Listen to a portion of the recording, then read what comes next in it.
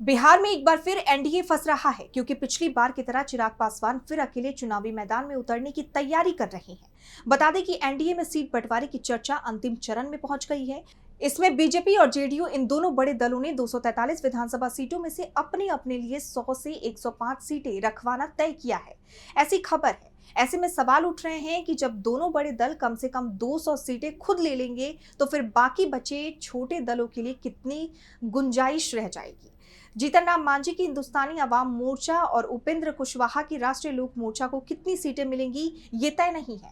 हालांकि दोनों अपनी अपनी ताकत अभी से दिखा रहे हैं। वहीं असली मुसीबत चिराग पासवान की होगी जो कम से कम 40 सीटें चाहते हैं, लेकिन सूत्रों के मुताबिक बीजेपी उन्हें केवल 20 सीटें ही देना चाहती है।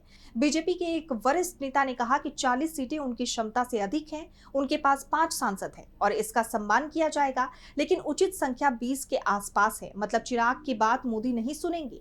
ऐसे में चिराग अकेले चुनाव लड़ सकते हैं, जैसे 2020 में उन्होंने लड़ा था। 2020 में चिराग की पार्टी ने अकेले 115 सीटों पर चुनाव लड़ा था, लेकिन केवल एक सीट जीत पाई थी। फिर भी कम से कम 30 सीटों पर नीतीश को नुकसान हो गया था। ऐसे में इस बार भी चिराग अकेले लड़े तो सबसे ज्यादा नुकसान नीतीश को होगा।